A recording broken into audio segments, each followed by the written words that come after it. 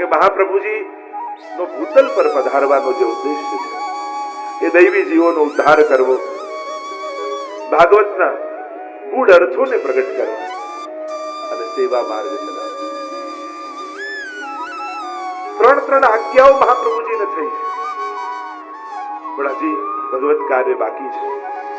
અહીંયા કુમનદાસજીને કીર્તનની સેવા મળી, રામદાસજીને ઠાકોરજીની સેવા કરવાનો લાભ મળ્યો.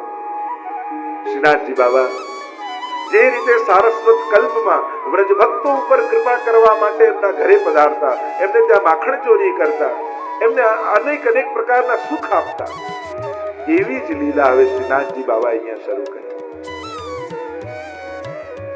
શ્રીજીને સખા મળી ગયા કુમનદાસ રૂપે. આપણે ત્યાં કહેવાય છે ને અષ્ટ સખા. હવે તો સંગાત મળ્યો, નિત્યનો ક્રમ થઈ ગયો. કુમનદાસજી રોજ આવે, કીર્તન ગાન કરે અને રામદાસજી પ્રભુને લાલ લડાવે. બપોરનો સમય થાય અનવસરનો, એટલે કુમનદાસજીને પ્રભુ આજ્ઞા કરે, કુંભન ચલ મેરે સાથે. અને રોજ વિવિધ પ્રકારની લીલાઓ કરવા, માખણ ચોરી આદિ લીલા કરવા કુંભનદાસજીને સાથે લઈ. અને ઘણી વાર તો એવું થતું, માખણ આરોગીને પોતે તો ભાગી જાય ને હાથમાં આવી જાય કુંભનદાસ. એવી લીલા શ્રીનાથજી બાબા કરે. જેવું સારસ્વત કલ્પમાં લીલાઓ કરી એવી જ લીલા શ્રીનાથજી બાબાએ કરી. અને શ્રીનાથજીના ચરિત્રમાં અનેક ગાથાઓ આવે છે. પાસો ગુજરીનો પ્રસંગ આવે છે. શ્રીનાથજી બાબા અને કુંભનદાસ પુષ્પકાળના દિવસો છે. જ્યાંથી માર્ગ પસાર થાય છે ત્યાં એક વૃક્ષની નીચે બિરાજી ગયા. આ પાછો ચાલી માથા પર રોટલીનું બાથું બાંધ્યું છે અને જઈ રહી. प्रभु कहवा लगे, कुंभन देख कोई गोपी आ रही है. प्रभु ऐसो कसो मत करियो जा तू मेरे मार खानी पड़े. अरे डरे का है, मैं तेरे साथ में हूं. अरे प्रभु इतनो तो भोग मंदिर में धरे, फिर भी चोरी करके खाओ. अरे कुंभन जो चोरी करके खावे में आनंद है, ऐसो घर को खावे में ना. अरे कुंभन सच्ची कहूं तो ये गोपियां जब रोटी बनाती हो ना, तब मेरो स्मरण करती हो. बनाते बनाते मुझको याद करे, मानसी में मुझको भोग धरे, रोवे हैं गोपियां. अरे प्रभु हम आपको कैसे भोग धर सके, आप कृपा करिए. मैं चोरी नहीं करूं, मैं तो उनके मनोरथ पूरे कर रहा हूं. पाछो माथा में बातू बांधी ने चालवी छे. अने प्रभु कहवे लगे कुंभनदास को, देख कुंभन मैं अभी या कि मैं तो रोटी ले लो, एक तेरी रोटी एक मेरी रोटी. आए बातों के पास अरे बातों ने कहवा लगे, अरे आटली बपोर में आटलो तड़को, खुला पगे ने आटલું મોટું ભાથું માથે, તારી કોઈ દયા ખાનારું ઘરમાં નથી. એક તો એવા સુંદર બાલક, કવાકળિયા કેસ, મોટા મોટા નેત્રો, અલૌકિક શ્યામ આભા પ્રભુના શ્રીઅંગની, અને એમાંય વચનમ મધુરમ, એવું મીઠું મીઠું બોલે કે આ બધી ગોપીઓ મોહિત થઈ. અને એવું કાનું કાનું બોલવા લાગ્યા શ્રીનાથજી બાબા. અને પાછો તો ટગર ટગર શ્રીનાથજી બાબાને જોવા લાગ્યા.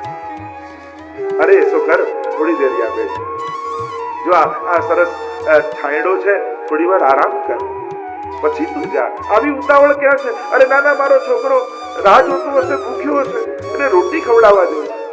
અરે રોટી તો બધા ખાઈ લે, ઉતાવળ કેમ? એમ કર, આટલો ઉનાળો છે, થોડું જલ પી જા અને પછી જજે. આને થયું કે ઠીક છે, જલ પીવડાવ. અને પેલા તો ખોબાથી ધરતા, અને એટલામાં કુંભનદાસ ઘડો લઈને આવ્યા જલનો. લા હું તને ઠંડુ જલ પીવડાવ. ઠાકોરજી કે તારી પોટલી મને આપી દે, હું સાચવીને રાખું છું, તો મૂકીશ તો કોઈ વાંદરું લઈ જશે. ઠીક હે દાદા, ત્યાં તારા જેવો દયાળુ તો આખા બ્રજમાં કોઈ. આવી અજાણી ગોપી પર પણ આટલો સ્નેહ, તારા જેવો લાડ કરનારો તો મને કોઈ બ્રજમાં આજ સુધી મળ્યો નહીં. લે આ બાતું રાત, હું હમણાં જલ પી લઉં. અને જ્યાં જલ પીવડાવે કુંભનદાસ, બાતું લઈને ઝાડ પાછળ ઠાકોરજી ગયા, બે રોટલી કાઢી, પાછું બાતું બાંધી જ્યાં હતું ત્યાં મૂક્યું.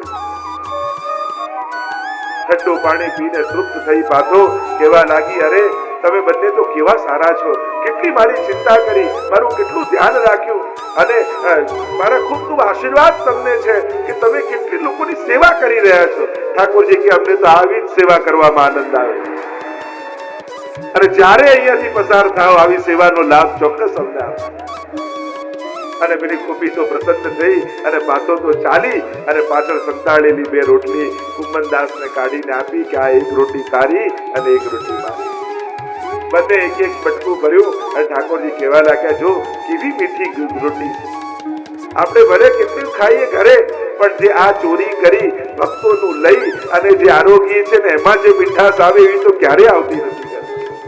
પ્રભુ આ શું ખેલ કરો છો, આ રીતે ખાઓ ઠીક છે. પ્રભુ કહે, આને આના બાળક માટે બનાવી હતી, અને જોવા જાઓ તો દરેકનો પિતા હું છું અને દરેકનો બાળક. એના બાળકની આત્મામાં હું જ બિરાજું છું. એટલે કદાચ કોઈ લૌકિક સ્વજન માટે બનાવતું હોય છતાં એના આત્મા હું હોવાને કારણે દરેક વસ્તુ પર અધિકાર મારો સતત છે. ગોપીઓએ પણ જયારે ભાગીને આવીને રાસમાં, ત્યારે ઠાકોરજી કહેવા લાગ્યા, તમારા સ્વજન, બંધુ, મિત્ર, સખા, પિતા, પતિ બધા પ્રતીક્ષા કરતા હશે તમારી, તમે પાછા જાઓ. ત્યારે ગોપીઓ કહેવા લાગી, તમે આ જે સ્વજનોના નામ ગણાવ્યા એ બધા સ્વજનો આ જન્મના, આ જન્મના પતિ, આ જન્મના પિતા, આ જન્મના પુત્ર, આ જન્મના સખા, આ જન્મના બંધુ, આ દેહ ધર્યો ત્યારથી છે. આ બધા શરીરના સગા છે, પણ આપ તો મારી આત્માના પતિ છે. જેમ જેમ શરીર બદલાય દરેક વખતે સ્વજનો બદલાઈ જાય, પણ દરેક જન્મમાં આત્મા તો એ જ રહે છે, અને દરેક જન્મમાં આત્માના પતિ તો કેવલ ને કેવલ આપ જ રહો. અને એટલા માટે અમારા સાચી સેવા એ આપની સેવા, આપ અમારા આત્માના પતિ.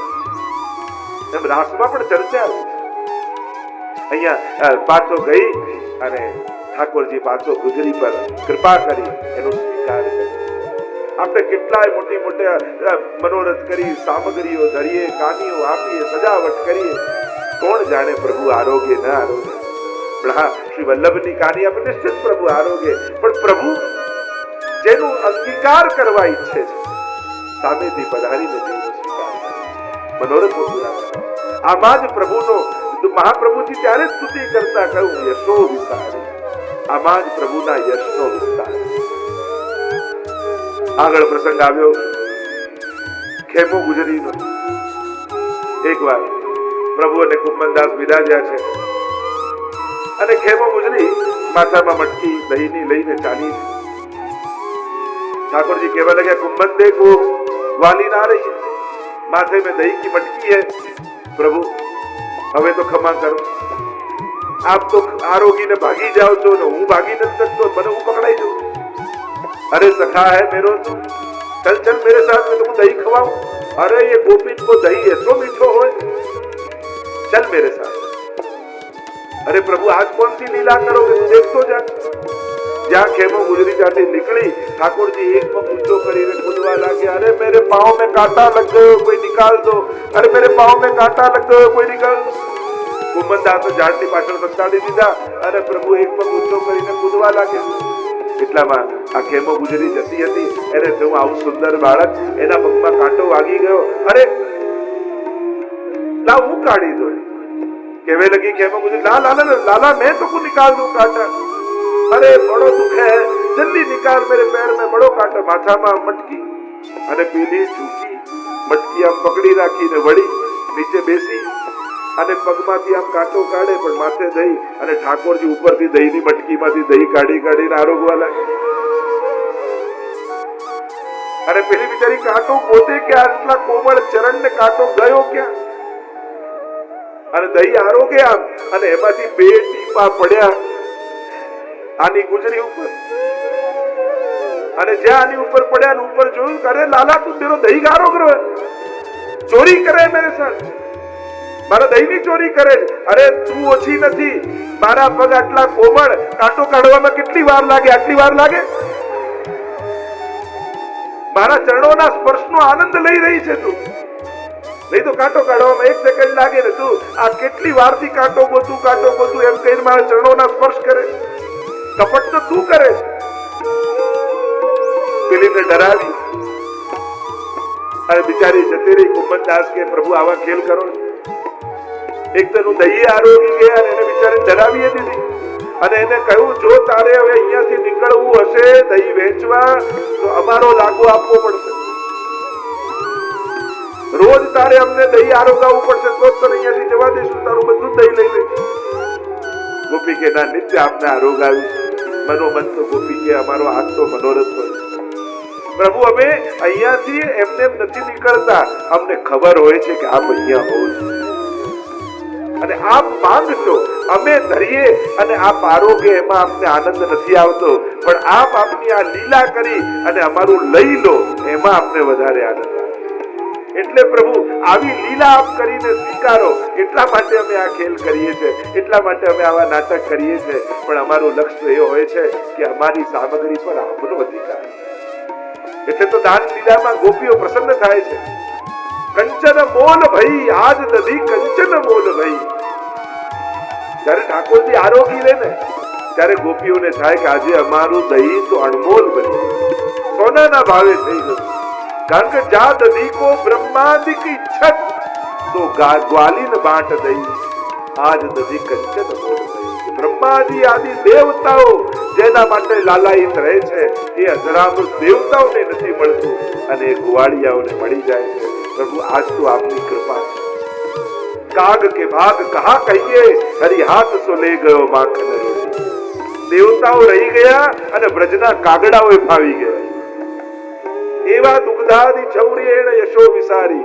આ રીતે પ્રભુ યશનો વિસ્તાર કરનારા. એક વાર ગોપાલદાસ ગ્વાલ એનું ચરિત્ર આવ્યું. અડિંગમાં રહેતા ગૌચારણ કરવા માટે નીકળ્યા છે અને શ્રીનાથજી બાબા અચાનક ગાયોની મધ્યમાં પ્રગટ થઈ ગયા. કહેવા લાગ્યા કે અરે તારી પાસે આવી સુંદર સુંદર ગાયો છે અને મને ગાયો બહુ પ્રિય છે અને ગાયનું દૂધ મને બહુ ભાવે છે. તું મને પાઈશ? અરે ચોક્કસ પાઈશ પ્રભુ. પાત્રમાં કાઢવા લાગ્યા. ઠાકોરજી કે એમ નહીં, હું નીચે સુઈ જાઉં ગાયની, મુખ ખુલ્લું રાખું પછી તું દો અને સીધું મારા મુખમાં જાય. જેવી પ્રભુ આપની ઈચ્છા નીચે પ્રભુ પોડી સુઈ ગયા અને મુખ ખુલ્લું રાખ્યું ને સીધી ગાય દોઈ અને પ્રભુના મુખમાં દૂધનું પાન કર્યું. માનો ઉડુગણ અંબર ઓપી. નિત્ય લીલામાં વર્ણન આવે ને ઠાકોરજી ગાયનું દૂધ પાન કરતા એમની છીટ મુખ પર લાગે ગાયના દૂધની. છે આપ શ્યામ અને નાના નાના દૂધના બિંદુઓની છીટ લાગે એમ લાગે કે રાત્રિના સમયે અનેક તારાઓ ચળકી ગયા હોય એવું પ્રભુનો મુખારવિંદ લાગે. એમાં રાયજી વર્ણિત કરે છે. એકવાર વ્રજમાં એક નવી વહુ પરણીને આવી. શ્રીનાથજીના ચરિત્રમાં અનેક બાલ લીલાઓના વર્ણન છે કે જેવી લીલા ભાગવતજીમાં વત્સાન મુંચન પચિત સમયે ક્રોધ સંજાત હાસ તેયમ સ્વાદવનદનિપય કલ્પિત ઇસ્તે યોગઈ. जो बाल लीलाओं का वर्णन भागवत जी में कृष्ण चरित्र में आता है 10वें स्कंद में, वैसी ही लीला हमारे श्रीनाथ जी बाबा ने भी ब्रज में की है. वहां प्रभु गोपियां उड़ाना देने आती है यशोदा जी के पास, कहती है वत्सान मुंचन क्वचित समय. देखो आपके लालन ने हमारे बछड़े को छोड़ दिया, अभी गाय को धोनी बाकी थी और सब दूध पी गया, अब दोहे क्या और बेचे क्या. यशोदा जी तो कहती है अरे दूध पर पहला अधिकार बछड़े का ही है, मेरे लालन ने जो किया ठीक किया. वो तो ठीक, पर ये घर में चोरी करने आता है. अरे छीके पे रखो, वो भी कर कर देख लिया, एक के ऊपर दूसरा तीसरे के ऊपर कृष्ण चढ़ता है और छीके में भी निकाल देता है. कैसे कैसे उपाय इसको आते. आचार्य तो कहे कि चोर मानस भगवान, બધું જ ભગવાનનું છે. છતાં આખી જિંદગી આ મારું આ મારું આ મારું આ મારું આ મારું. અને આપણે જેવું બોલીએ ને એવું ભગવાન કરે. આપણે કહીએ મારું મારું મારું તો ભગવાન કે તને, અને આપણે કહીએ તારું તારું તારું તો પ્રભુ કે તને ભવસાગર. જૈસા આપ બોલો વૈસે પ્રભુ કરેંગે. એક 25 પૈસા પણ લઈને માણસ પેદા નથી થતો, બધું એને મળે છે, ભગવાન આપે છે. અને એટલા માટે આના પર અધિકાર પરમાત્મા. એવી જ લીલા અહીંયા કરી. નવી એક વહુ આવી પરણીને, અને પરણીને આવી એટલામાં જ ઘરમાં ભેંસો હતી એમાંથી એક ભેંસ ચોરાઈ ગઈ અને એમાં સાસુને એક આદત છીકણી સૂંઘવાની અને એની ડબ્બી ખોવાઈ અને કાંઈ પણ ખરાબ થાય એટલે પહેલો આરોપ સાસુ પરના પર મૂકે. ખબર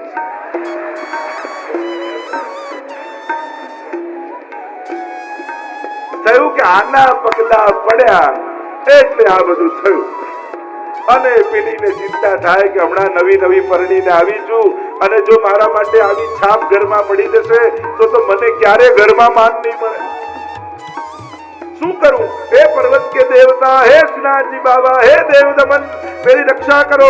देखो ऐसो अब सुगन हो गयो और सब घर में कहने लगे कि ये नई बहू आई यहाँ से भयो या के पैर ही ऐसे आते ही भैंस खो गई, चीजें खो गई.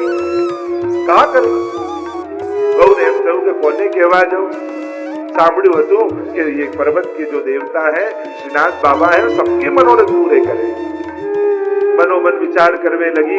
श्रीनाथ जी बाबा को हाथ जोड़कर विनती करी, अरे बाबा जो मेरी भैंस ढूंढोगे तो 10 मन माखन आपको आरोगा, 10 सेर माखन आरोगा.